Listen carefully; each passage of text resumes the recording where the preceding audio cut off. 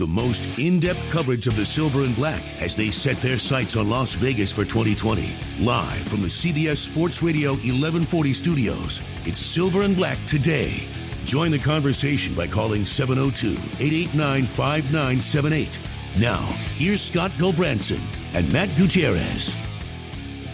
Good morning, Raider Nation. It is time for another NFL Sunday. That's right. It is a Silver and Black Sunday as well as we get set for the Raiders at the Broncos. And you are, of course, listening to Las Vegas's only all Raiders talk show. That's right. We're back here in the Dollar Loan Center, don'tbebroke.com studio for another week of Raiders football talk on the Silver and Black today. Hi, I'm Scott Gulbranson, along with my co-host and the man with the legendary Tim Brown's jersey on today, Matt Gutierrez. Matt, how you doing, buddy? Tim Brown, man. Number 81. That was my guy back in the day.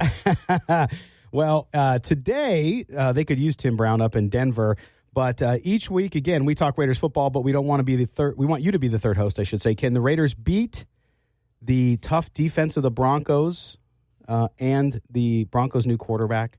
How long will it be for the Raiders until they get that first win of the season? Tell us what you think. Dial in at 702-889-5978. That's 702-889-5978. Reminder, we are also streaming today's show on Facebook and YouTube. So if you want to head on over there, you can see us live here in the studio.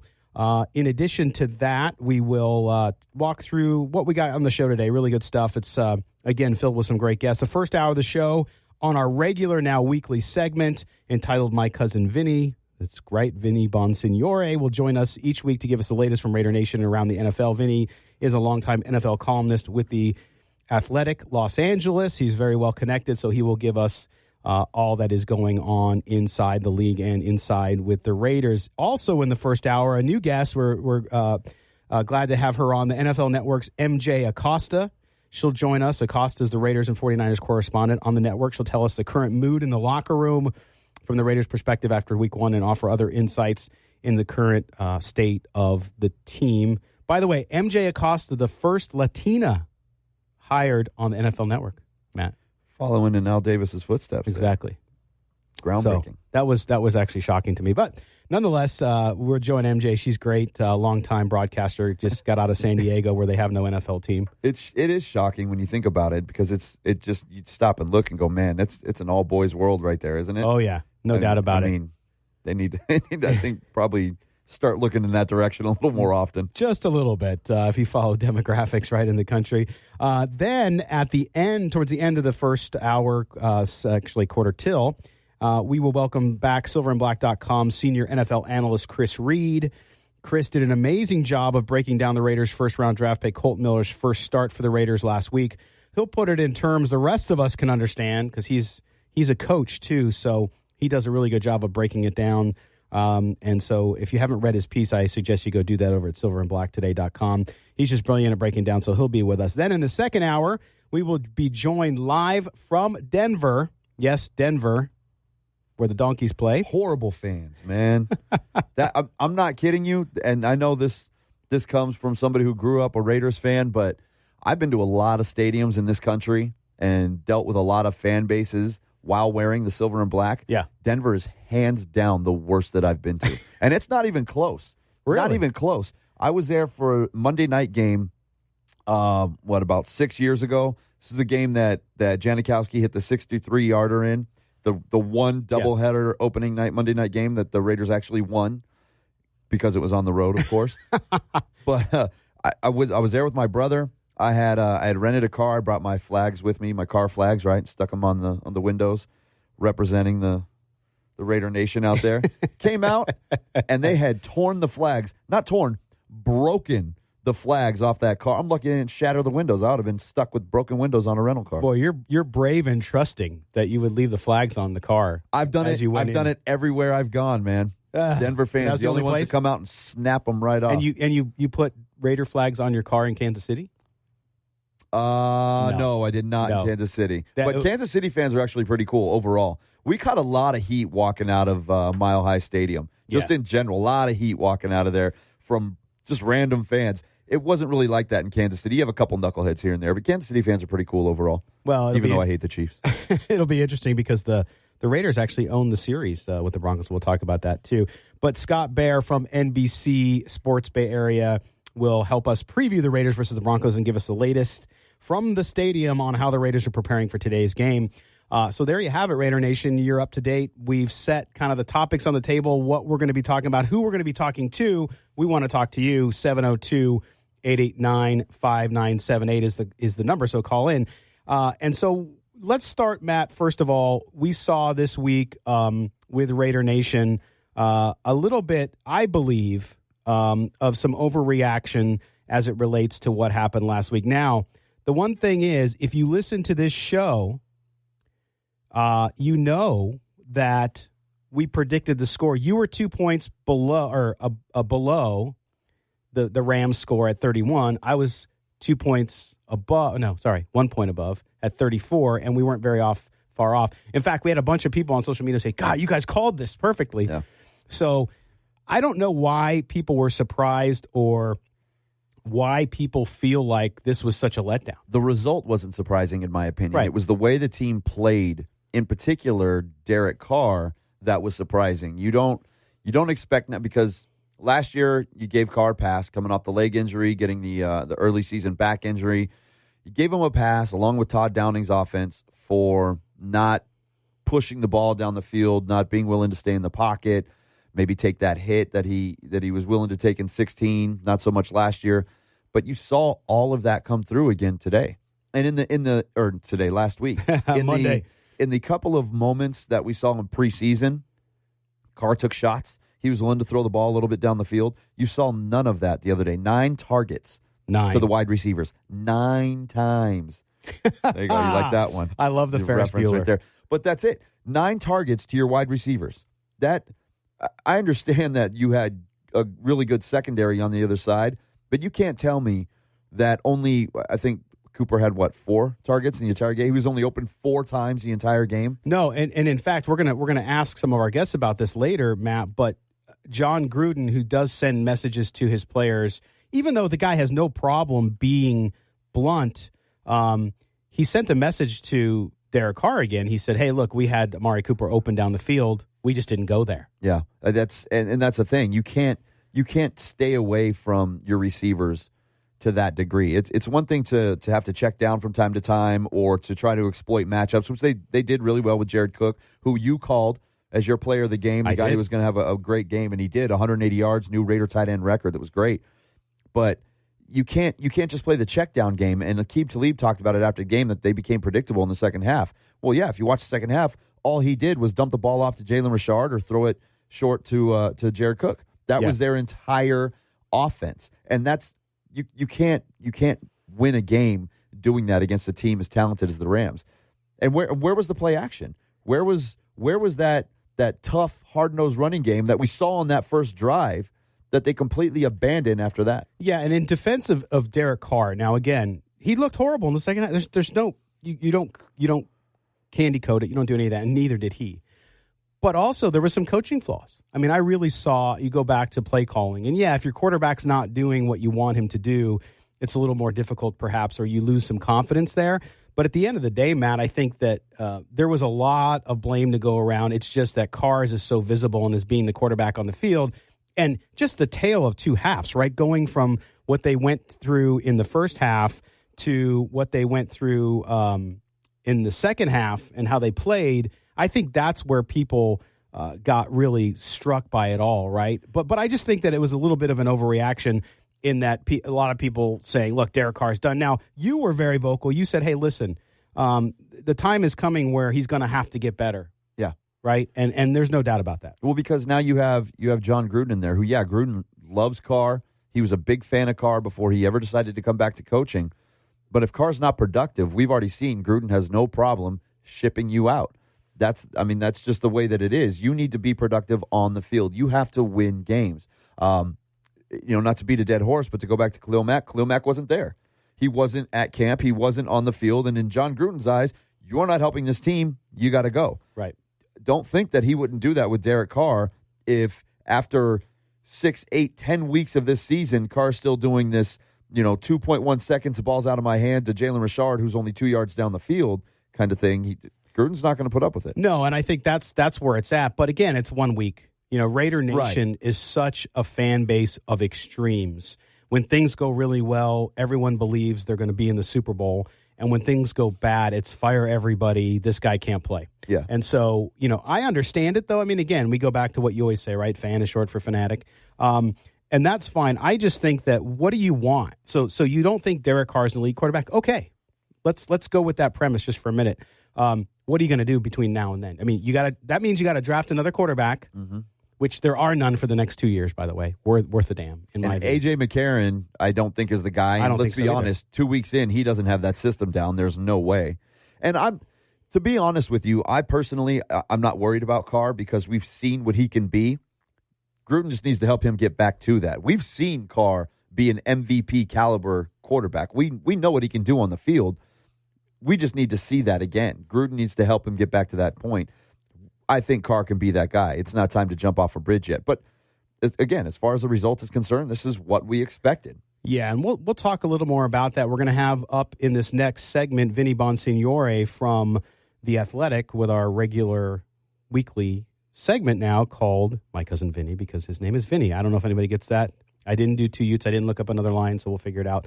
But we're going to come back with him here in just a minute. And when we do, we're going to talk Raiders. We're going to talk also a little bit AFC West, Matt. It was an interesting week in the AFC West. So when we come back, we'll be joined by Vinny Bonsignore. You're listening to the Silver and Black today on CBS Sports Radio, 1140 a.m.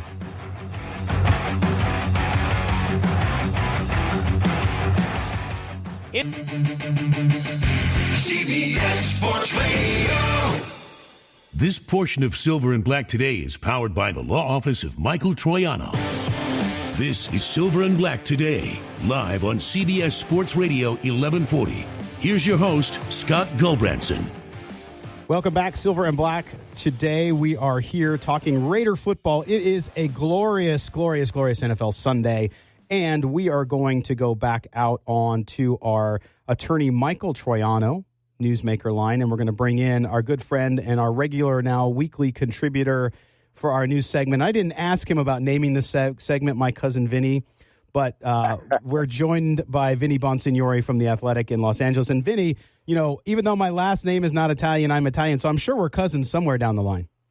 Absolutely. I knew that there was a little paisan going on right now. Yeah, you got to do is watch me move my hands, brother. There you go.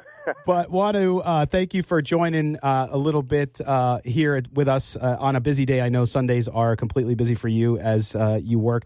Now, I want to touch, Matt and I just want to ask you real quick before we move on to some more current news. But last week versus the Rams, Matt and I were not surprised. We were within 2 points of predicting the score exactly. We just thought the Rams had too much. And it's been covered ad nauseum in Raider Nation what happened in the game, especially with Derek Carr and his horrible, horrible second half. But for your perspective, covering it from an NFL perspective, what did you see with the Raiders last week? We knew they had holes in their roster, but what was exposed against the Rams and their talented squad? Yeah, I'm going to also preface that by saying I think the Rams are going to expose a lot of teams' flaws.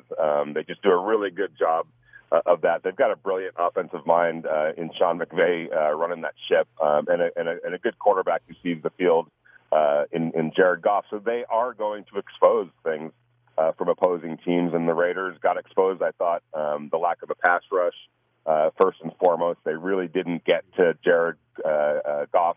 In fact, he told us this week, he goes, I was surprised. I got back to the locker room, I looked at my uniform, and I'm pretty clean. It was almost like I didn't even, play out there. There was one bit of a strip sack on the dirt, that knocked him back, and they missed a field goal as a result. But other than that, it was pretty much a clean day for the offensive line, and you can't go into an NFL game and not be able to get pressure on a quarterback, especially a good one like Jared Goff. I felt like, the running game had some bursts early on with Marshawn Lynch, but there wasn't any consistency there.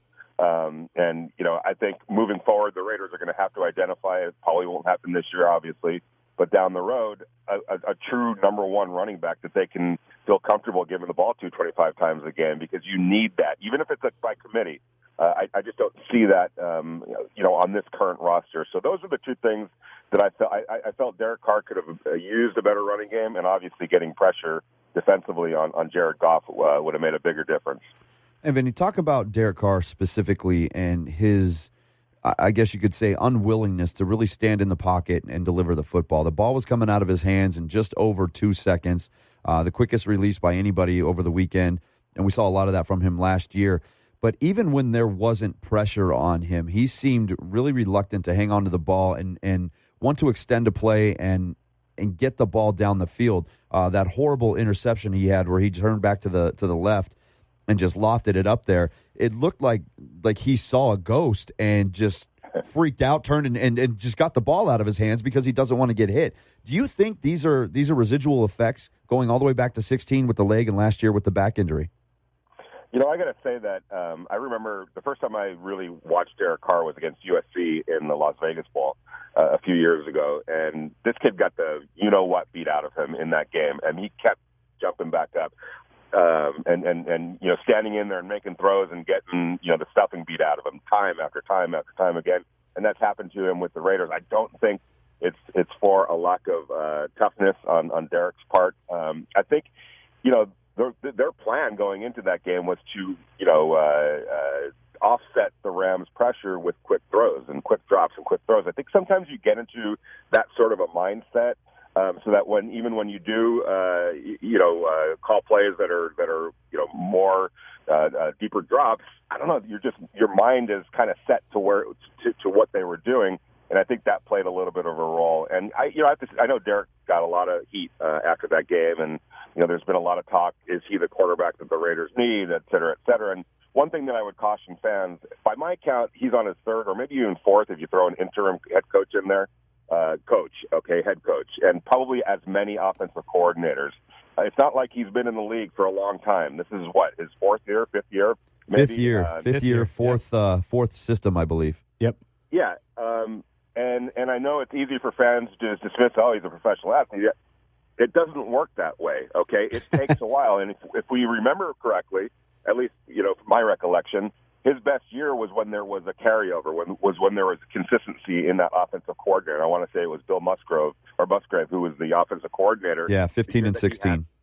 Yeah, right? That was he had been there the year before, so there was at least a little bit of consistency right there, but they keep changing it up on him, and that's really hard for a quarterback. My, I wouldn't say advice, but what I want to see is him in this system consistently now for a year or two, and see where he is in a couple of years. If you're going to just throw it out this year because he struggled in his first game against the premier football team, I think that I think people are jumping the gun a little bit. Let's give him some time with Jon Gruden and his offensive staff and see what this looks like toward the end of this year and into next year.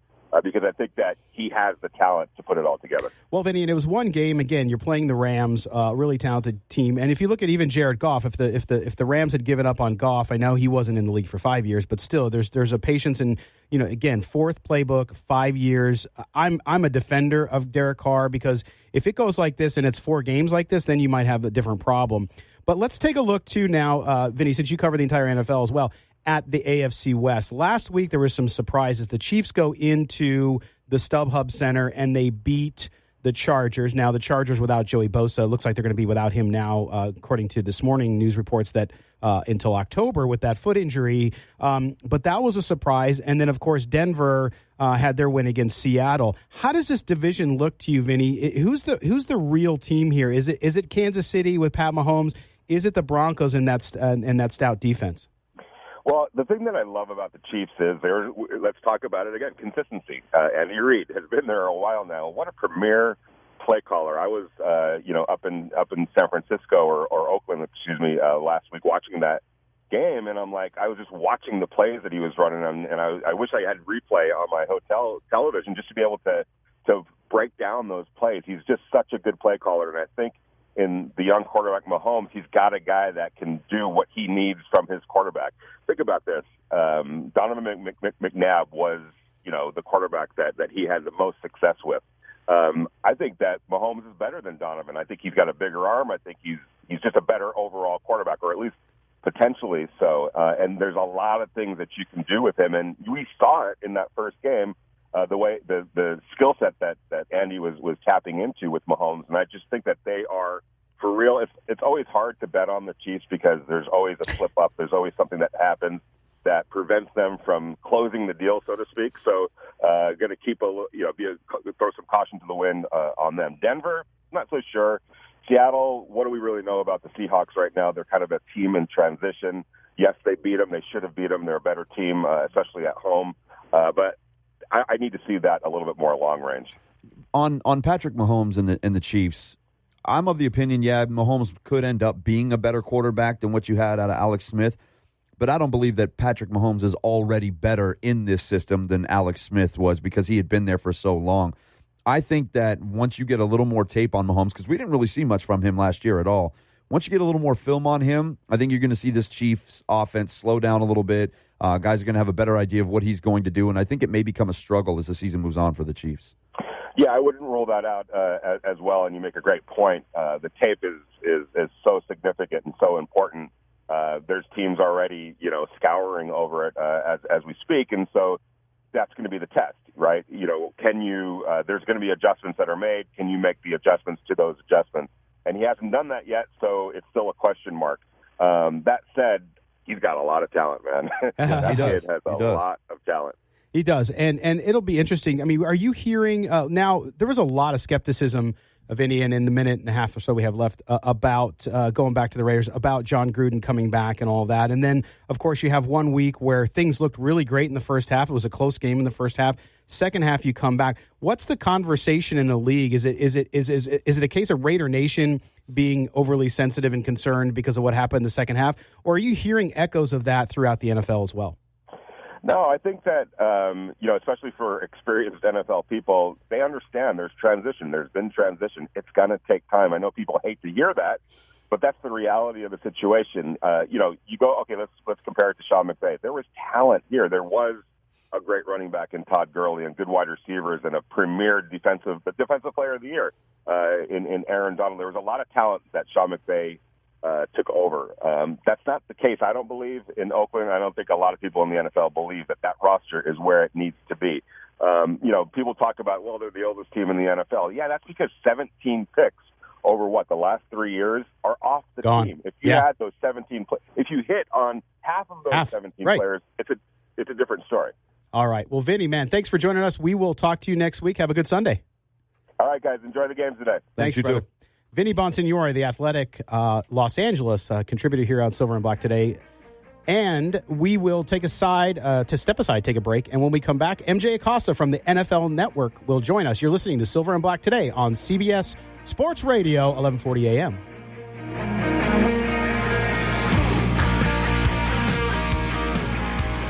Callers and guests on the Newsmaker line are brought to you by the Law Office of Michael A. Troiano.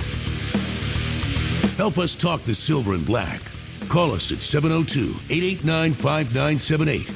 Here's Matt Gutierrez and your host, Scott Gulbranson, on CBS Sports Radio, 1140 AM. All right. We are going to be joined now by MJ Acosta from the NFL Network. And MJ, great reporter, and she's going to talk about the current state of the Raiders. Hold on for 1 second. Matt, you know what? The thing was, when I talked to MJ, earlier this morning, she really, I think echoed the fact that, look, people are overreacting a little bit. It's been 1 week in the NFL. Yeah. Welcome back to the Silver and Black today here on CBS Sports Radio, 1140 AM in Las Vegas. And we go out on the attorney Michael Troiano Newsmaker line, and we welcome in the NFL Network's MJ Acosta. Of course, MJ covers both the 49ers and the Raiders now, and she contributes to shows like NFL Total Access, NFL Game Day Morning, and NFL Up to the Minute. MJ, thanks for joining us here on the Silver and Black today. Thanks for having me, Scott. I mean, yeah, like you mentioned, plenty to talk about in the Bay Area, right? Super busy over here. Oh, I'm sure it is. And congratulations on that new gig up there. I'm sure you're enjoying it.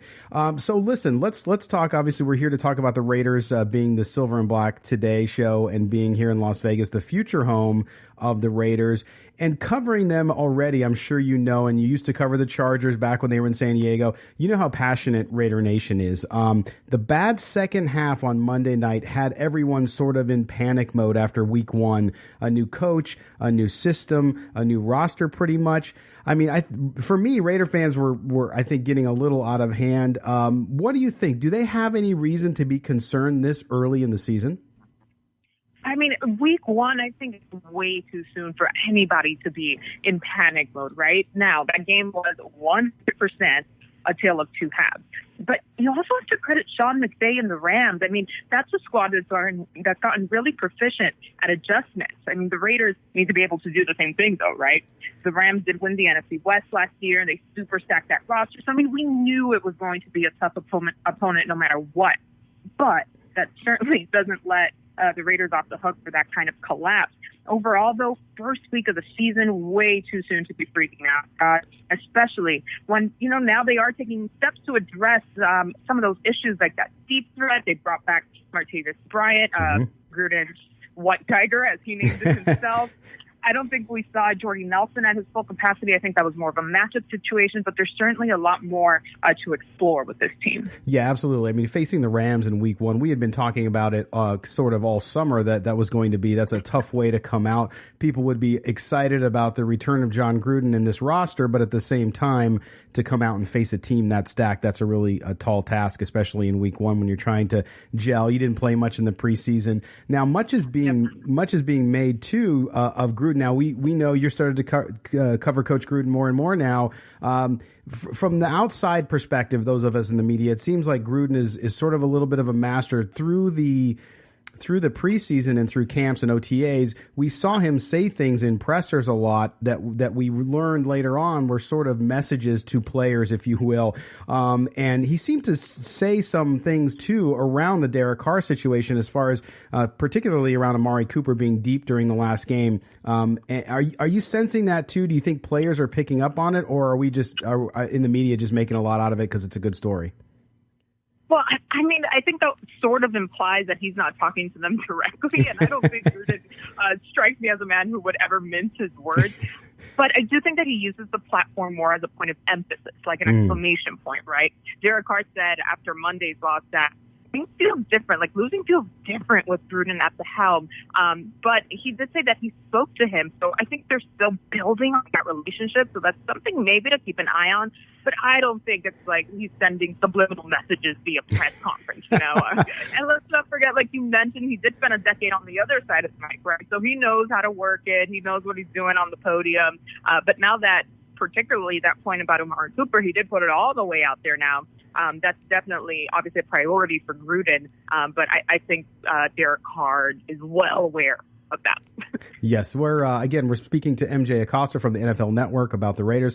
Now, Derek Carr, in my view, took way too much heat this week. Yes, he had a bad second half. A lot of Hall of Fame quarterbacks, and I'm not saying he's that yet, but a lot of Hall of Fame quarterbacks have bad play, bad halves, bad games. Are you feeling? Do you feel that being around him all week? Do you think Carr is feeling any more pressure, or is that sort of that calm demeanor that we usually see from him staying put? And is he really, I think, focused on the next game? Well, yeah, I mean, he is one of those guys that's always kind of upbeat, but also pretty accountable. Immediately after the loss on Monday, he stood in front of the press corps and went through every bad play, every interception that he threw. So he knows how to own his stuff, that's for sure. But this is also a QB who's been trending downwards since his breakout season in 2016. So, yeah, there is a lot more focus on him, as I think there should be. But I think he knows how to handle it. I don't think he'll lose that kind of cool as a cucumber demeanor. I didn't see him frazzled at all after the game. I saw him a little frazzled during the game, but when it came to speaking to the media, not at all. But it is on him now to correct those things and to produce out there, especially under Gruden. Yeah, and this year too. I mean, for me, MJ, the way I've always talked about it is this is a transition year. You could even go as far to say a rebuilding year because of what they've done to that roster. Reggie McKenzie, Jon Gruden, a lot of switchover, mostly on the defensive side of the ball, and of course, offensive line. Now you have Colton Miller, a rookie at the left side tackle, and you have Donald Penn, Pro Bowler, switching positions again. Do you get the sense around the team that they're looking at this as a transition, and they understand that they have to gel together and make things move differently, and it might take some time? I mean, regardless of the headlines or like the chess pieces that are moving around, right? I don't think there's a single player, let alone a team in the NFL, that would ever chalk anything up to like, well, we were rebuilding. Yeah. This team is as competitive as it gets. And given the history here, what's at stake, the move that's coming, and as you well know, very loud and attentive Raider Nation, these guys are fighting. They're really fighting every single moment out there. And they know that they can play a heck of a lot better than what we saw last week. I think they showed those flashes of it throughout the first half.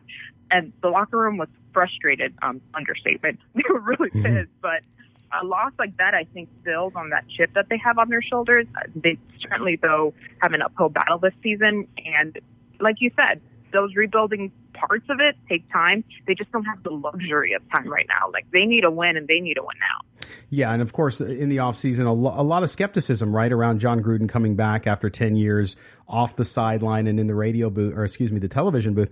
But at the same time, you saw a lot of improvement. I think Raider fans, because it's been such a long time since this team has won sans 1 year, they want it so badly. And then when things look good and then they go bad, they lose a little bit of that. But the one thing I noticed, and again, from a distance, was when Carr talked about how it was different losing under Gruden. I saw that too. I mean, even in the post-game stuff that you guys did that I saw, you just sense that, look, it's week one, first of all, there's no panic. And number two, that there is the buy-in there that you need to get to that next step. 1,000%. And they feel that pressure. I think it's obviously every team, but this team in particular, with so many eyeballs on them across the nation, with all of the headlines with Gruden. I mean, one could make the argument that a lot of this stuff is a distraction, or it could be used as motivation. I think either way, it adds to kind of like pushing that boulder up the hill for this team. But it's not like they're not up to the challenge. They're NFL players. They're in the league for a reason. It's just like you said about that gelling, that meshing that's got to happen, and it's got to happen fast. Yeah, now, of course, week 2 doesn't get a lot easier because they have to go play a division foe on the road up in Denver, which has always been a traditionally tough place for the Raiders to play. And then coming off the loss, having injury on the defensive line. What was the mentality, you think, going in? Was everybody positive? You think that they are focused and ready for the Broncos later today? Totally. I think the funny thing is, though, I think that and we'll go back to Gruden kind of knowing what to say in front of the media. Every response to that, especially, Justin Ellis going on the IR. The rookie PJ Hall is out with an ankle now. So his responses to everything was like, well, we'll have to see. We'll have to see how it plays out, and kind of staying it close to the chest, like not letting us know exactly what he's thinking in that regard. There's got to be a level of concern, especially when Denver played the way they did, when you're going up against that no-fly zone secondary that they have in Mile High. I mean, it's going to be difficult. It's going to be tough. I'm hoping that some of this coyness, for lack of a better word, on Gruden's part in terms of what the plan is because he's cooking up something for us to see in week 2. Yeah, and we did certainly saw some new wrinkles, and I think that was exciting for Raider fans to be able to see how this offense, and of course we know Jon Gruden knows how to run. It doesn't matter if it's 10 or 20 years. You don't forget that stuff, and a lot of it still works. So that's good. So MJ, anything what surprised you being up there in the Bay Area covering these two teams? Anything so far that you didn't expect? In terms of, like, comparatively between two teams, other than the traffic? Yeah, I mean, the two teams, obviously the Raiders getting ready to leave the Bay Area. The 49ers will be the only team up there, and a lot of excitement around the 49ers as well with Jimmy Garoppolo and what they have moving there. It's a totally different feel when you go from Oakland to Santa Clara. Not to say one is better than the other, but they both have their own identities, each of these squads and the fan bases too. Mm-hmm. Something that didn't surprise me though, but took me aback a bit, was the strength of that. Of just like the fan base Monday night at the Oakland Alameda Coliseum. It was insane. I've covered games there before when I was on the road with the Chargers a couple of seasons ago, and I remember how loud it was. But being there again now, I didn't know if it would be just as strong given everything that's going on. Man, oh man. Lots of fun. It was one of those you gonna learn today, MJ. And I learned real quick. Okay, never doubt it. Never doubt Raider Nation. Noted. Got it. That's right. You're not in Mission Valley anymore. But MJ, listen, I want to thank you for joining us. We hope to have you on again. Have a great weekend and continue the good work. Thanks so much, Scott. All right, MJ Acosta from the NFL Network has joined us here on the CBS Sports Radio. Callers and guests on the Newsmaker line are brought to you by the Law Office of Michael A. Troiano. Hey, this is Rodney Hudson. You're listening to Silver and Black today. It's fitting that we start off with an offensive lineman coming out of the break, Matt. Yeah, one that doesn't give up anything. Although the interior of the Raiders' offensive line was actually a little weaker in that game. But again, Not who they Hudson, were facing, not Hudson. No. Hudson gave up nothing. No, the other two guys on the other side. But we are going to be talking now about the offensive line and particularly one gentleman, and that is the rookie Colt Miller, as we bring in our film specialist, our coach, our man with the breakdown, Chris Reed. How you doing, Chris? Good. It's nice to pregame with you guys. Yes, exactly. Not a Monday night, so we actually get to talk about today's game. But Chris writes over for us at silverandblacktoday.com. He did a great story on Kolton Miller's first start, analyzing it and checking it out. And so let's start, first of all, from a high level, Chris. How did Kolton Miller do? If you had to give him a letter grade as a teacher, what would you give him?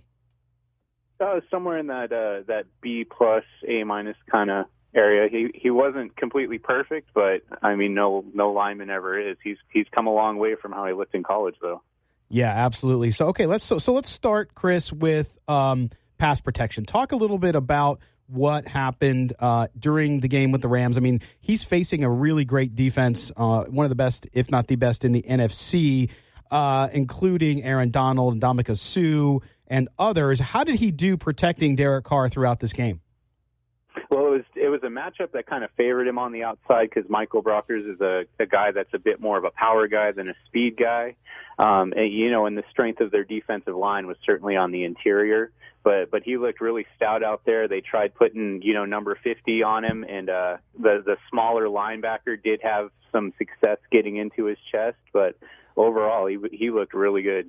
You talk about speed versus power, Chris, and ultimate speed guy coming off the edge this week in Von Miller. 3 sacks last week. He's, along with Mack, the best pass rusher in the NFL. What did you see from Miller that suggests he either will struggle or he may be able to hold his own against a guy like Miller? Well, I don't know that there's too many tackles that are going to hold their own against Miller. They're definitely going to have to give, whichever side he's on some help, just because Miller is that elite guy. And he can beat you going around the corner. He can beat you cutting into the inside. And speed is definitely where, Miller's got some work to do with his hand fighting and his punch.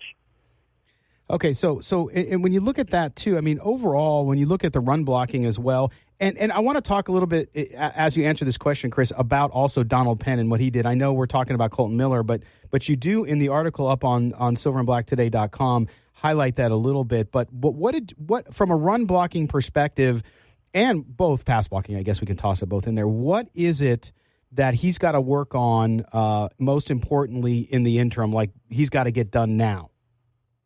The next big step I'd love to see, Tom Cable in training camp talked about that they were going to try to get him up to about 340 pounds. I'm really hoping that with that extra strength is going to come some good, solid punching, where a speed guy like Miller is going to try to come off the corner and he's just going to stone him with that initial contact. That'd be the next thing that I really hope gets added to his game. Now, Scott mentioned it a minute ago with the interior line struggling a little bit. In particular, I think Kelechi Osemele struggled a bit, but his matchup was Aaron Donald. Is this just a case of, man, and I talked about it months ago. Oh, yeah. This is probably the worst matchup for the Raiders to have on an opening night, to have to go up against a team with this much talent, this much depth, a team that's probably going to make a run at the Super Bowl. Did you see Osemele just having to go against the best guy at his position, or did he look like he may have lost a step? It's the first week, of course, like you pointed out, but I mean, Osemele is one of the best guards in the NFL.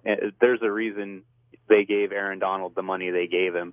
I mean, he'll make anybody look average. That's kind of what those guys do. Well, yeah, and Chris, when you look at Colt Miller, again, there was a lot of heat for the pick for the Raiders because a lot of people just didn't feel that he was an offensive lineman that deserved to be picked that high. In your view, and since you coach football as well, in your view, his development thus far, you have to give credit to the coaching staff. You have to give credit to Reggie McKenzie for drafting him and seeing the talent. But when you have a guy like that and he's developed faster than you expected, what's usually the reason for that? Just the hard work he puts in. I mean, if you look at the tape in college, his first step of pass protection was forward. That's kind of like a guy starting at the starting line of the Daytona 500 in reverse. So you know he's been putting in work and time on his own. Certainly the coaching staff goes into it. But if he's a guy that keeps his work ethic, they will have a really good left tackle.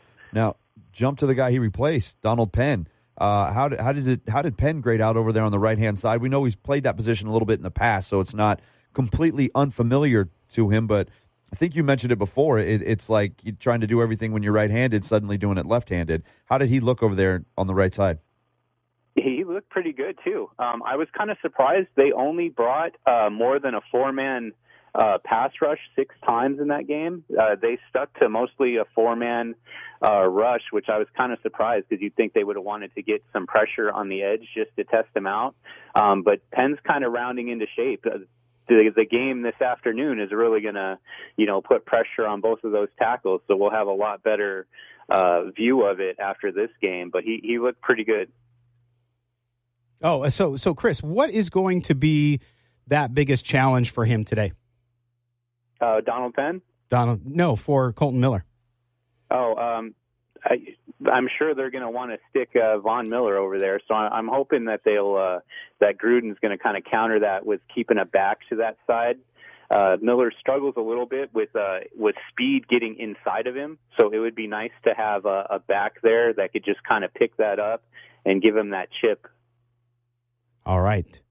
Chris, man, thanks for joining us again. This is Chris Reed, our senior NFL analyst over at silverandblacktoday.com. You can read his great story on Kolton Miller's, and I'm sure, Chris, we're going to be talking to you soon, and I'm sure you're going to be spending the rest of your night looking at film. Yeah, that's the plan. All right, everybody. Chris Reed from Silver and Black Today here on Silver and Black Today on CBS Sports Radio. Okay, Matt, so we have just a few minutes here before the top of the hour, and we take a break. Actually, no, we're time to go. We got to go. It's time to go out. We got about 45 seconds, right? All right. So when we come back, we're going to talk a little bit about what's bugging us when it comes to the Raiders. We get to complain. We get to be the old man, get off my lawn stuff. You're listening to the Silver and Black Today on CBS Sports Radio, 1140 a.m.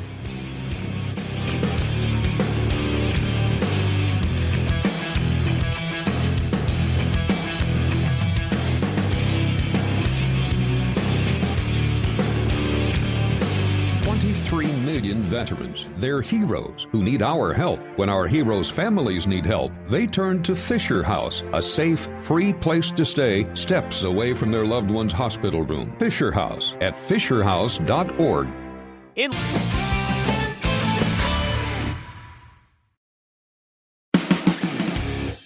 The most in-depth coverage of the Silver and Black as they set their sights on Las Vegas for 2020. Live from the CBS Sports Radio 1140 studios, it's Silver and Black Today. Join the conversation by calling 702-889-5978. Now, here's Scott Gulbranson and Matt Gutierrez. Welcome back, everybody. Silver and Black Today here on CBS Sports Radio 1140 AM. As always, coming to you from the Dollar Loan Center, Don'tBeBroke.com studios. Hopefully your parlays and your straight bets hit, and even your teasers, so you don't have to be broke. I don't do it, man. I got killed on college yesterday. I can't. There's too much emotion involved in my world. Too much heart involved to go and gamble sports. I'm already on edge with every single game that I watch anyways, no matter which of my teams are playing in whatever sport. You? I can't have money involved as well. That's why you should bet hockey. I'd probably throw my kids out the window or something, man. I'd lose my mind. That would not be good. So I don't mess with it. That would not be good.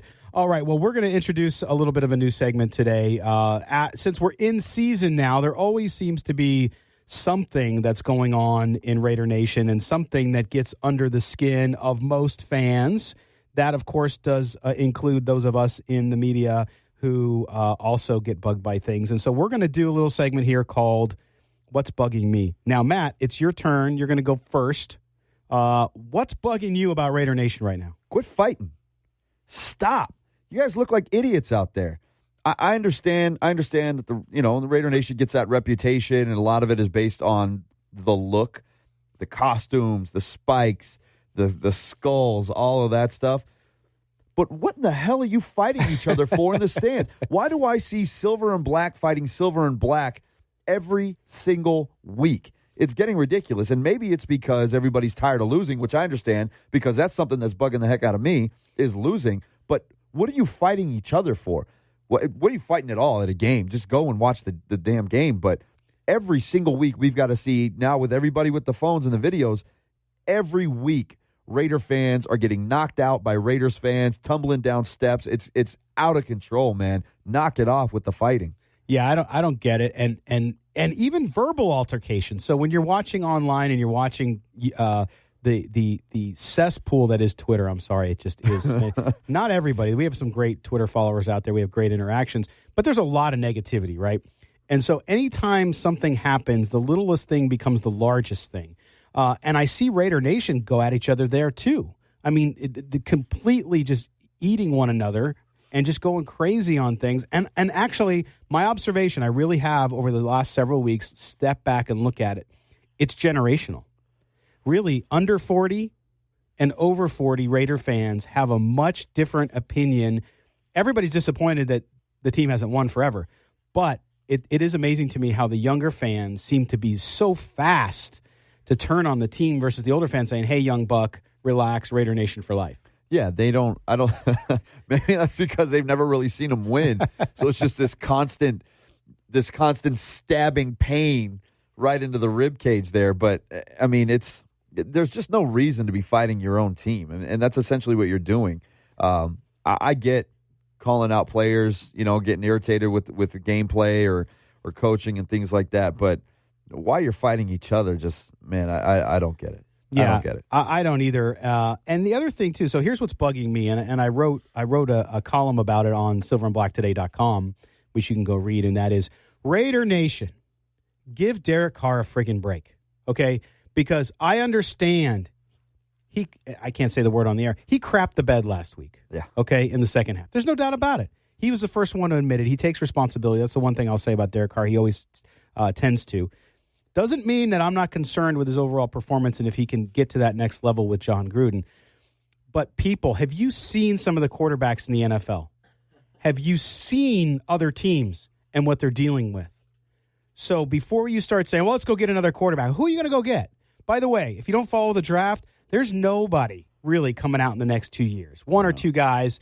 And if you want to pick a quarterback high in the first round, guess what that means? That means you went 4-12. Yeah. So I just think Derek Carr needs to improve. There's no doubt about it. It's one game.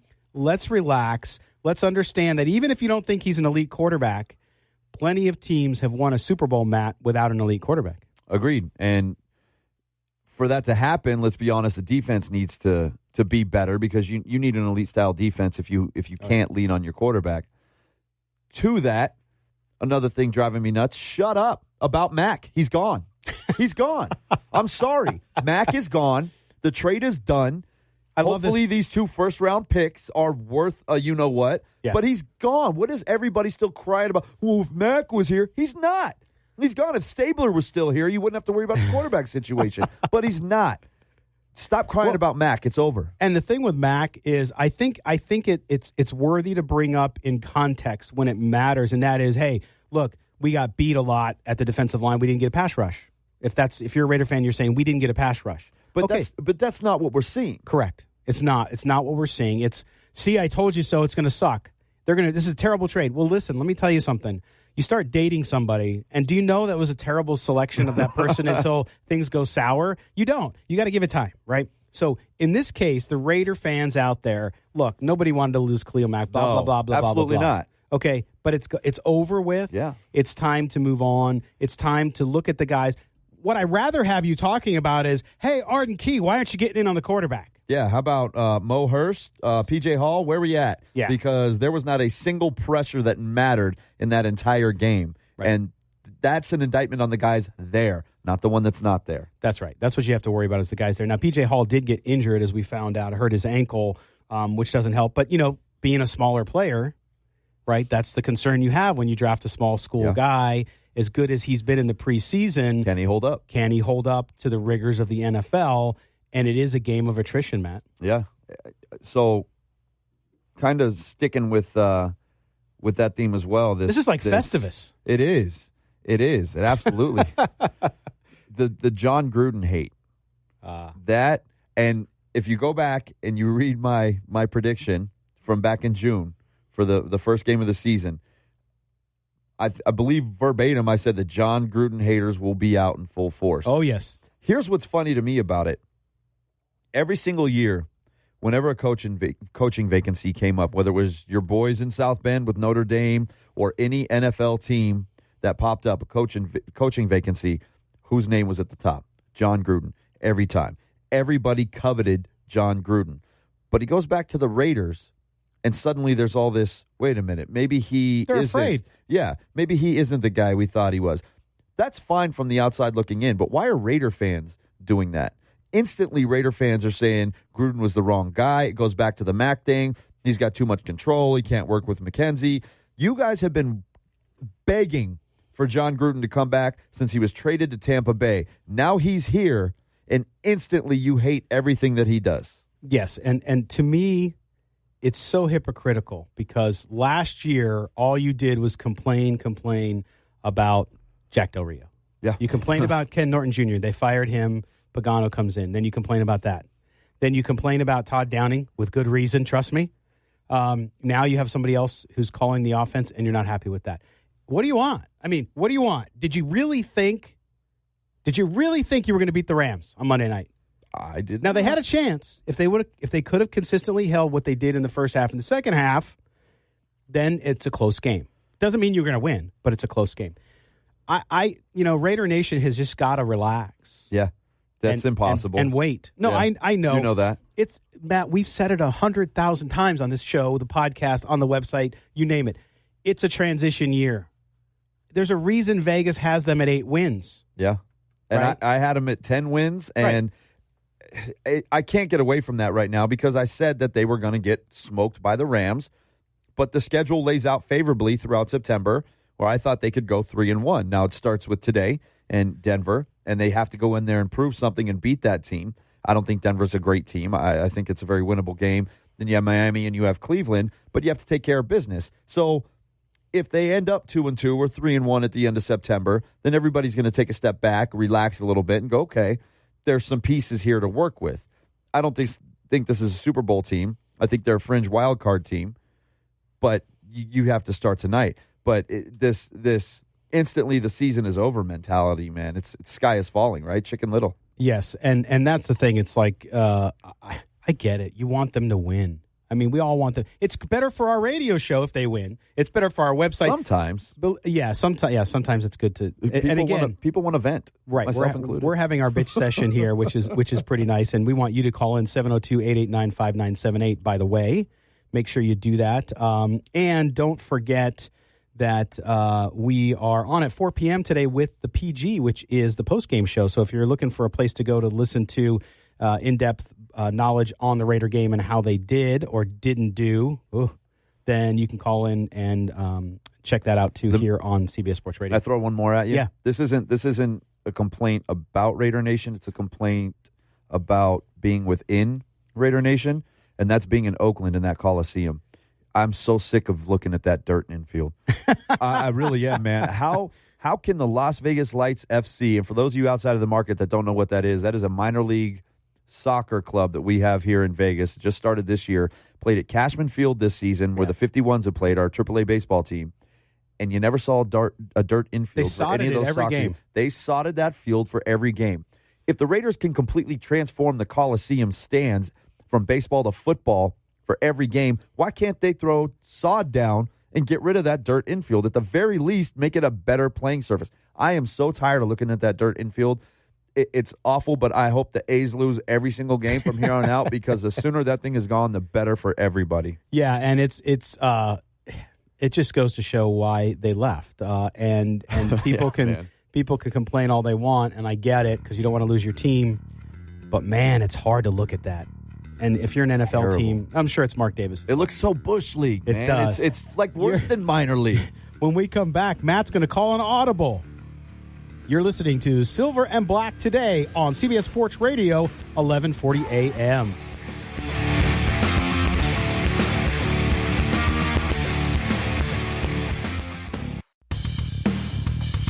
The only way to take Silver and Black today with you is with the radio.com app. Download it today and search CBS Sports Radio 1140 in Las Vegas and listen to us anytime, anywhere. All right, we are back here on Silver and Black today on a day when the Raiders prepare to go into Denver looking for their first win of the season against the Broncos. The Donkeys. I knew you were going to say Broncos. That's why I jumped in there. Yeah. Oh, man, right? That team. Wilbur. Oh, no, that's a horse. That is a horse. I don't know how many people were watching on Facebook Live during the break. There's no sound, but if you could see, the venting continued throughout. Like, we got all fired up during that last segment. We did. And we just kept on rolling, man. There's a lot. I'm very animated when I talk, so I'm sure. No. Yeah. Why do you think I stand with adrenaline on Saturdays and Silver and Black on Sundays? I do not sit except for in breaks, and even then it's sporadic. I just animated. I talk with my hands a lot. And I'm not even Italian, man. No, but, you're ethnic. I'm all right. So we don't forget, too, that after the you're like the rest of us, which I consider the great Americans, and that is we are a melting pot. I'm a mutt. We're a mutt. I'm a mutt. And mutts are the loyalists. Mutts are the loyalists. Well, the Raider game, when it's over today, make sure you tune in on the radio.com app. Due to Dodger baseball, the PG, the post-game show that we do here, will be only on the radio.com app. So listen into that, and we'll cover the Raiders game and the rest of the NFL. Now, I am going to turn it over to Matt Gutierrez, who is going to do his segment. We're going to, and I don't know that this is going to be continued a bitch session, but we get to continue. Matt's going to call the audible. He picks a subject at random based on what's on his mind, and we go with it. So, Matt, yours. This isn't. I'm not going to be complaining at all. I get asked a lot about the move, obviously because of what we do here. The move of the Raiders coming to Las Vegas. I get a lot of questions about that, and one of the it seems like such a stupid, trivial thing. But one of the questions I get asked the most about, the uniforms, the Raiders' uniforms. People are very concerned about what the Raiders are going to wear when they get here, whether or not there's going to be new patches added to the uniform. Are they going to change the color scheme? We saw some crazy mock-ups come out probably about a year and a half ago where people were doing more of a Vegas-centric design on the Raiders' uniforms. We saw some Golden Knight-inspired color schemes, things like that, looking a lot like the New Orleans Saints and things of that nature. First of all, it's not going to happen. There are not going to be any drastic changes to the uniform whatsoever. Let's just start right there. Silver and black is synonymous with the Raiders.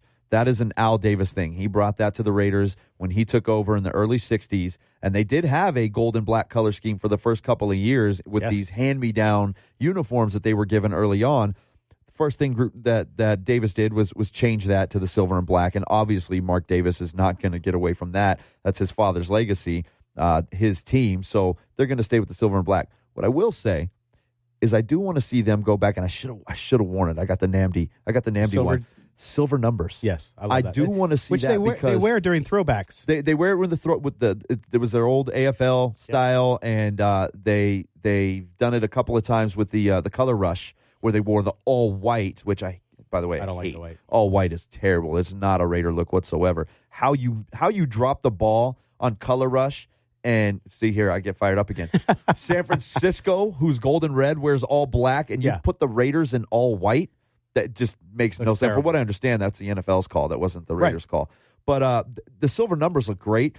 They were a little difficult to look at back in the day because you didn't have the high def, you didn't have the great clarity on the screen. So it was hard to see those silver numbers on the white jerseys. But now the way that they do them with the nice thick black outline, you can see it great on TV. I think that would be a welcome addition or welcome change to the uniforms.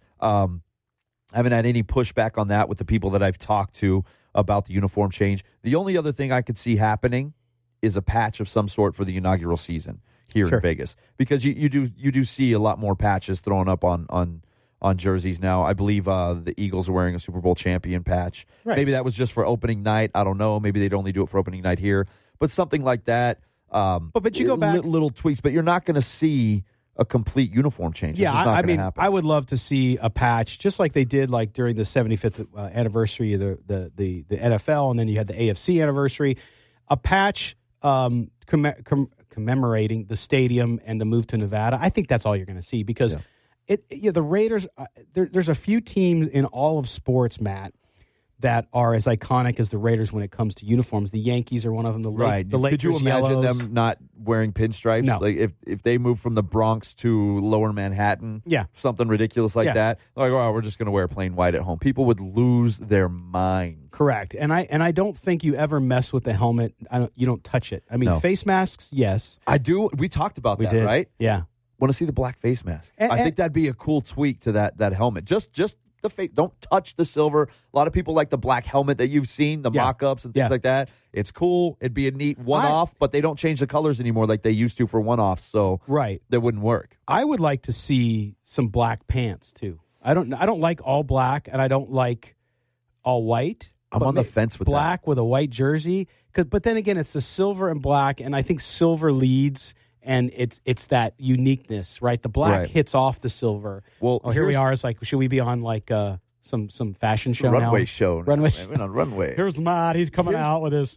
I don't know why that accent came through, but here's what I like about the silver pants. If you go to the silver numbers, is the way that looks. Right, looks sweet. I dig the black pants idea, but then you're gonna start seeing the Raiders look like every other team that wears the all black. Yeah. The Ravens do it. The Saints do it. The Panthers do it. Everybody wants to go all black. Let's be honest. The original with the black is obviously the Raiders. Everybody's trying to bite that black look, that dark look off of them. But I think the Raiders' silver, black, and silver combination, helmet, jersey, and pants, I think that's the best-looking combination in football. Along with, just to sidetrack here a little bit, why do the Chargers keep rocking this horrible navy blue?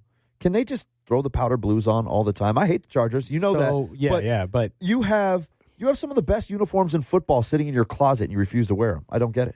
You know what it is? It's their stooge of an owner. They've always been when the public wanted their uniforms, because I grew up in San Diego, folks. When the public wanted those baby blues to come back, which everybody considers to be one of the nicest uniforms in the NFL, they would not go back to it. So they just wouldn't do it. So what did they do? They completely redesigned their uniforms. They added a baby blue-like uniform with that stupid modern numbers. I hate them. Yeah, those are bad. They're just terrible. They look like a high school the powder jersey. blue still looks better than the navy blue Absolutely. does. And the old helmets, they went to the white helmets with the numbers. They didn't do that. So it's just ownership. When you have bad ownership, they just make bad decisions all the way around. Too much. And that's the thing. Raider Nation talking about changes. You don't want that, because you start to lose your identity, I think, as a team. Teams are associated with that look. The Titans, I don't know what they're doing with their uniforms this year. we've been Like waiting the for blue the helmets. Titans to change their uniforms for years now because they haven't changed them since they moved to Tennessee and became the Tennessee Titans. Right. Oilers uniforms, by the way, were great with that baby blue and red. That was a really good look. But their uniforms got dated, I think. But this updated version it's a little rough. I like the blue helmets. It reminds me of playing blue Pop. helmets are cool. It reminds me of my Pop Warner helmets. I mean, it really does. It's kind of cool. It's kind of throwback, But yeah, I don't get it either. I think that teams and owners, they sometimes go, and it's a marketing thing, right? You're selling merchandise, so I get changes that occur. But there's a lot of uniforms out there. Now we're on a uniform discussion, like the Bengals. Yeah. The Bengals went to those Tiger helmets. I know some people hate them. I think they're really cool. The Bengals went to those helmets in 1980, 81. Okay. That was far ahead of its time. Yeah. Like back those then, helmets are great. I think. Yeah. I think their uniforms are lacking. I do too. I think they could do a lot more with that look. They could, and I don't like the Browns uniforms. The Browns should have stuck like the Raiders did. They should have stuck with their own uniforms the way they were. My wife we were watching the game last week, the Browns and the Steelers, and she's looking at the Browns uniform. She goes, "Their stripe says Browns. Like that's the stripe down the side of the pants. What is that?" I'm like, "I know it's pretty terrible. Their uniforms are bad." And may I add, I don't think you should have the word brown near pants at all. Now they could be brown in color. I got to be honest. I dig their colors because they're unique. Right. That's why I like the Dolphins uniforms, and thank God they went back to more of the Dan Marino era look because that weird pastel Eastery green and orange they had going on there for a few years was terrible.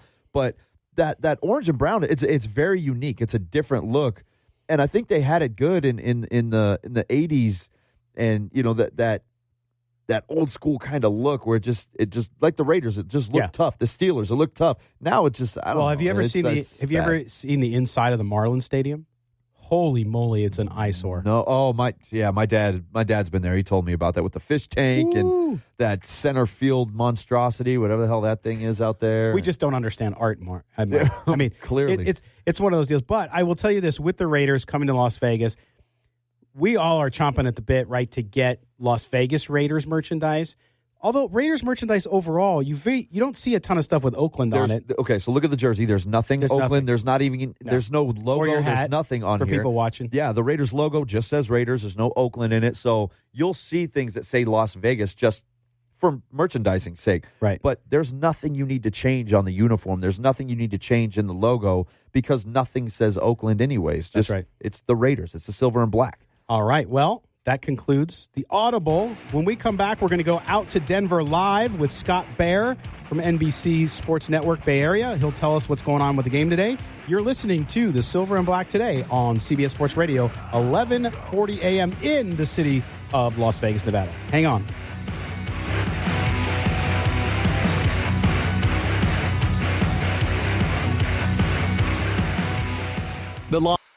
This portion of Silver and Black Today is powered by the law office of Michael Troiano. Hey, this is Tim Brown, Hall of Famer. You're listening to Silver and Black Today.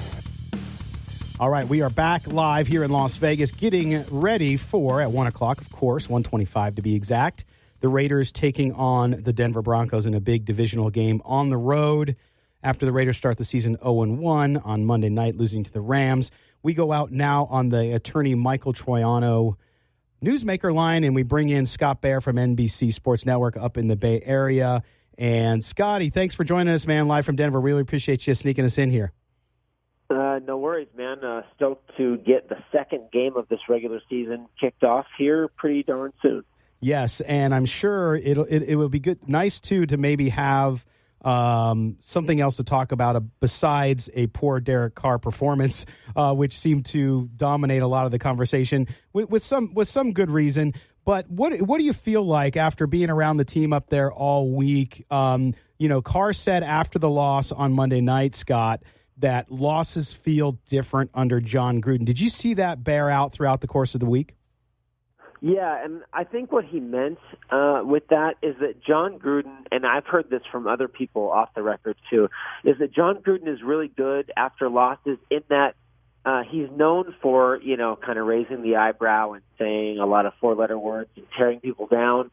He's also really good at bringing people back up, and I think he tried to create a positive positive atmosphere there, knowing full well that there was a giant talent disparity between the Rams and the Raiders. And I think that he believes that that gap is a lot smaller between the Raiders and Broncos, Raiders and Dolphins, and, of course, the Raiders and Browns. So I think that he wants to put that first game kind of behind them and then try to get on a winning streak. I think that that's what Derek meant by that, is just that Jon Gruden, while he is known, again, for kind of tearing people down, he's actually pretty good at bringing people back up.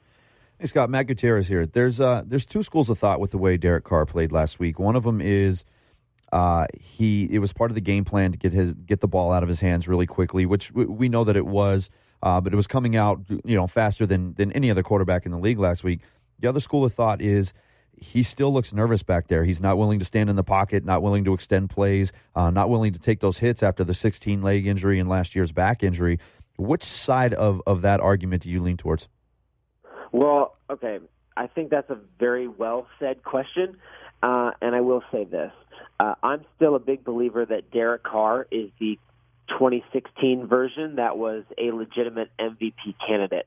But once you have a reputation, anytime that you don't do well, especially when you are the sole face of the franchise now that a certain number 52 is playing in the Midwest, that all the pressure, all the eyes, everything is focused on Derek Carr. And he does have a reputation for being skittish. He does have a reputation for checking down. So anytime that people see something that falls in line with that stereotype, they immediately think, oh, well, this is his natural position. And you bring up a great point, is that it's part of the game plan as well. And I think what Derek does, it's always tough to say what is in Derek Carr's head, right? Like, is he afraid of getting hurt? He's never going to say that, and I'm never going to assume, I'm never going to question a quarterback's toughness. That's really difficult. But I will say there were several times in the first half where I literally said out loud, that was a perfect throw. He is capable of making perfect throws, and he's capable of making any throw.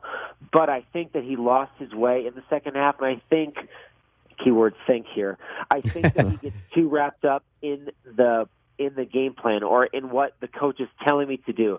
He wants me to go to Jared. He wants me to go to Jalen. That's what I'm going to do. I'm not going to look to Amari or Jordy or wherever.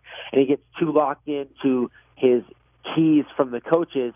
He follows that line too strictly and ends up getting himself in trouble. And I do think that there is a bit of a confidence problem at times when things don't go right. Because you're right, the 2016 version of Derek Carr was a smooth operator who was awesome in the fourth quarter. And that's not the player that we've seen recently. And I know that he can be that. He just has to get back to that. I'm not sure what it's going to take. I think what it's going to take, now that I'm going to reverse course here, is it's going to take a fourth quarter comeback. And I think this game is going to be close. And I think that if he does it here, then he's going to get right back on track, right? That it just takes one time for him to realize, oh, yeah, I can make every throw. I can do all these things. Stop doubting myself. Stop adhering so strictly to the game plan and just go play football. We're joined by Scott Bair from NBCSN Bay Area. He is live in Denver pregame for the Raiders and Broncos. And, yeah, I mean, I agree with that, too, Scott. I think confidence and winning, just heals so many wounds. And after the year he had last year with injury and the coaching staff and the turmoil in the locker room, all that kind of stuff, that's what he needs. Now he's going to Denver, and he's facing a tough defense this week. How hard is it going to be for him to find that, knowing that going in, the Broncos, while not anywhere near what the Rams are, in my view, still have some tools like Von Miller there who could give him some fits all day? It's really all going to be about the offensive tackle play, which may scare some Raiders fans. Because, I mean, Colt Miller has been pretty good, and he doesn't have that, that offensive lineman's nasty streak where, he will rip your eyes out. But he's a real technician, and he focuses on that. He doesn't let emotion get into it, or the fact he's going to face Bradley Chubb most of the day. And Donald Penn is a guy that if you talk crap about him, he's gonna get you back. And I think ultimately, if those offensive tackles early on can give Derek Carr time and confidence that he can work within the pocket, I think he can reverse course on what has been a pretty terrible history playing in the Mile High City. He's only won one game here, and that was that MAC 5-stat game where Marquette King absolutely destroyed things. Yeah. He has not played here. Amari Cooper has not ever played well here. So it's going to take Derek, I believe, to get some confidence, get some understanding, and I think Martavis Bryant is going to be sneaky important today because I was going to ask you about him. Then let me jump the gun. He does things that nobody else in this wide receiver core does. His speed earns so much respect that even if he's just running a clear out route, it's going to take double coverage off of Nelson or Cooper, right? And I think that all these things we're talking about, and we're talking about the space between Derek Carr's ears, I think all those things give him confidence. When he is confident, he is very good. When he is very good, the Raiders are tough to beat. Yeah, jumping back to the line thing, I know this probably sounds crazy to say to a lot of people out there, but I think the Raiders will have an easier time blocking this line up than they did against the Rams, mostly because with the Rams, their pressure comes up the middle, and when you can collapse the pocket up the middle, it makes things extremely difficult for the quarterback. Even if you're not able to get to him, you're really messing with his line of sight. With the edge pressure coming from Denver, you can use backs, you can slide protections, you can bring in extra tight ends, you can help chip those guys out and give him a more comfortable pocket. I think that you might be able to see Carr have a little more time, or at least the illusion of more time in the pocket to maybe push the ball downfield a little more. Yeah, and if he doesn't, then that's a giant red flag. But you bring up a great point, and Peyton Manning used to always say it, is that interior pressure is the quarterback's greatest enemy, because you're right, off the edge they can step up by an extra half second and throw the ball well. If it collapses from the inside, everything breaks loose. So I do see what you're saying, that yes, you can see it off the edge. I think the tough part about the Broncos, though, is that when you have Von Miller off one edge, you can sort of game plan. You can add a tight end to where he is. You can shade your running back to chip or help him out. When you have two guys like that off the edge, it is a game changer. So, it's going to be about this offensive line and really about Tom Cable understanding his offensive linemen's strengths and their weaknesses, trying to make sure that protection does hold up. And it's just so weird to say now because, everything, once you get rid of Mac, everything is about the quarterback. And I know that's the most important position anyway, but you do get the feeling that while I think the defense on the whole is better, and I'm a big believer in Paul Guenther as a play designer and a play caller, I just think everything is about the quarterback now, and that's a lot of pressure. It's a lot of responsibility being shouldered by number 4. And I think the offensive line is the one position group that can really help him function under all that weight. So we got about a minute left with you, Scott, and you brought up the defense. I agree with you. I think Paul Guenther was an amazing hire for this organization, and he's going to be able to get the job done there as they fill in these holes.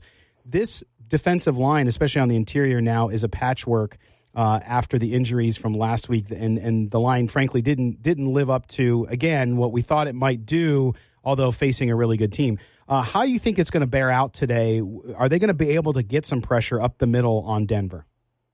I think that's going to be really tough because you look at a guy like Jonathan Hankins, and if you look at his football card, it's pretty good. He's got 12 career sacks. He's had a bunch of good years, but he also hasn't played a football game since December of last year. Wow. So I really and if you look at that defensive tackle alignment, Maurice Hurst is the elder statesman. None of those other guys, Hankins, McDonald, or Brian Price, have been a Raider longer than 2 weeks. Great. So they don't know the system, Wow. and they're not ready for it. And I think that deep down that is going to affect them. Last week they had a NFL low 5 quarterback pressures. That has to change. And we talk about one person shouldering burden. Bruce Irvin's shouldering a lot of burden. And it's always tough to expect rookies during the preseason. They get all this hype from guys like me, right? And you start thinking, Mo Hurst and Arden Key and P.J. Hall, who's obviously hurt, those guys are going to change the game. They're going to influence things right away. And deep down, it takes rookies a while to get their feet wet. So it's tough to make that expectation so high. That's why, again, can Bruce Irvin absorb all the extra attention? Can the defensive interior find a way with a heavy rotation to make things work? It's tough to put all the weight on one person. And I'm talking about Bruce Irvin. I'm also talking about Maurice Hurst, who is a great interior pass rusher in time, but he really needs to show up today. Exactly. I think it's going to be a key if they're going to stay in this game. Scott Bair from NBC Sports Network up in the Bay Area, who's live in Denver. Scott, thanks for joining us, man. We appreciate it. We'll catch you up next time. Hey, man, thank you very much for having me on. All right, thank you. Scott Bair again from NBCSN. He also does a great podcast you should subscribe to, Raider Podcast. You can find that on iTunes from NBC. When we come back, we're going to close out the show with our predictions, a little fantasy outlook, and more on Silver and Black Today on CBS Sports Radio, 1140 a.m.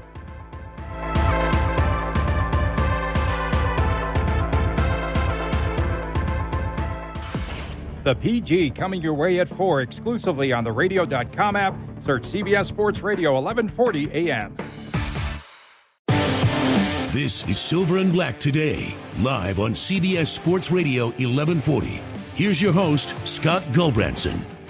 All right, welcome back. We are in the home stretch here. We are in the final quarter. Well, yeah, quarter hour, kind of. 2-minute drill. What are you talking about? Quarters. 2-minute drill. 2-minute drill. Go. We got about 9 minutes for that, Matt. 9-minute drill.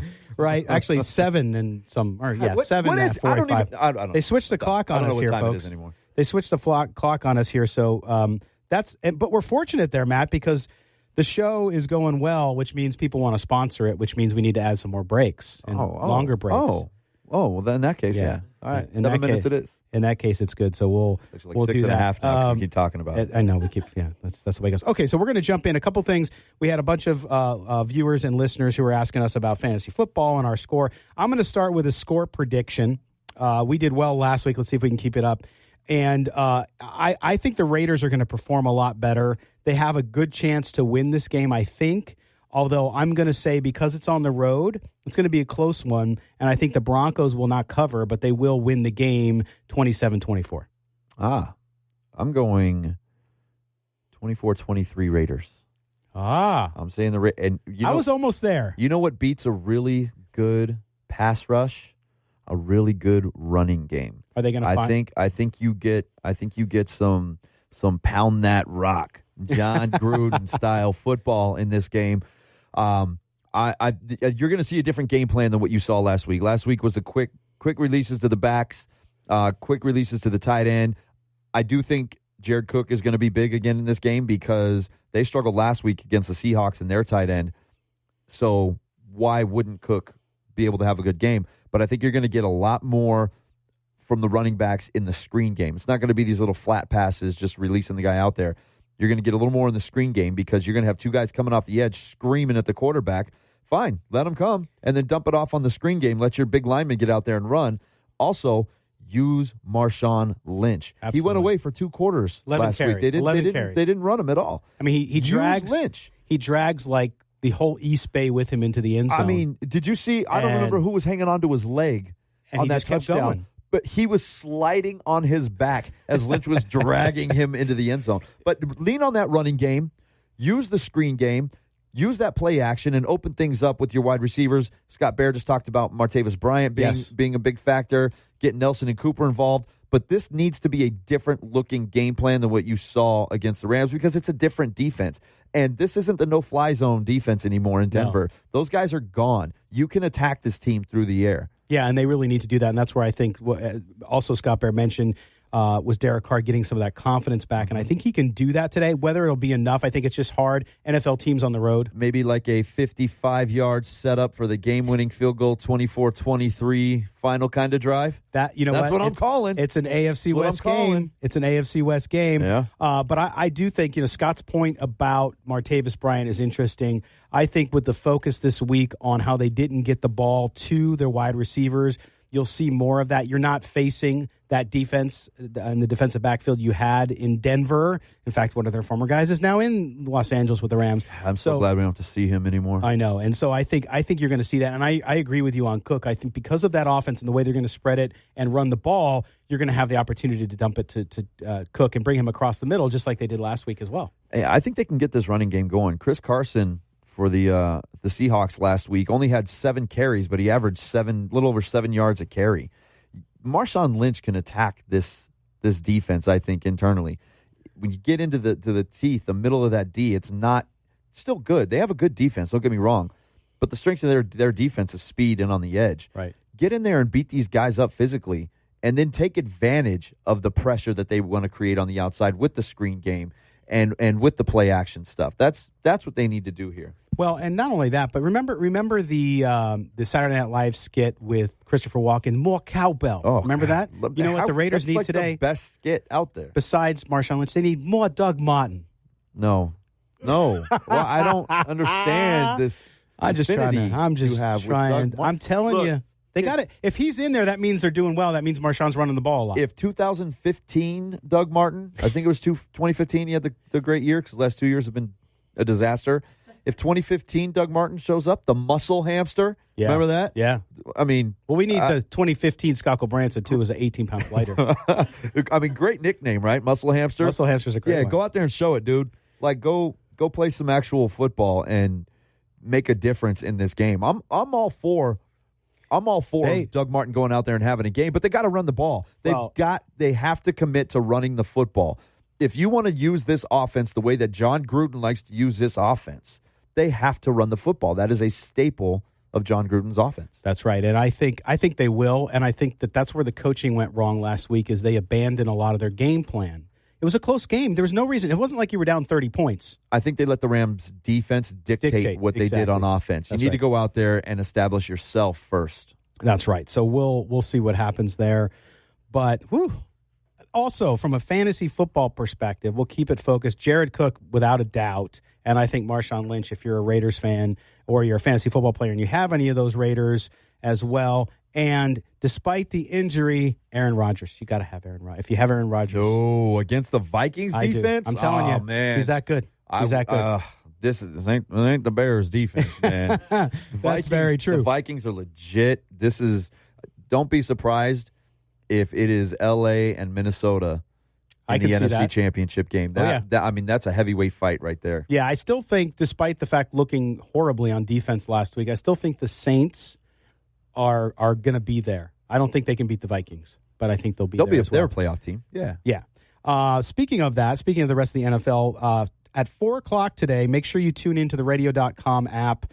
You can look for Sports Radio 1140 AM on there. The PG, which is our new postgame show, which we will first talk about the Raiders. So, yes, it's the whole NFL, but it's also Raiders, so make sure you do that. For Matt Gutierrez. Matt, thanks, brother, as always. Yeah, man. Let's go watch some Silver and Black. Let's go watch some football. That's right. We will see you next week here on the Silver and Black Today on CBS Sports Radio 1140. Also, silverandblacktoday.com. This show is posted up. You can get it from iTunes and everywhere else you can throughout the week. Appreciate you guys. May the autumn wind always be at your back, and we'll talk to you next week. Take care, everybody.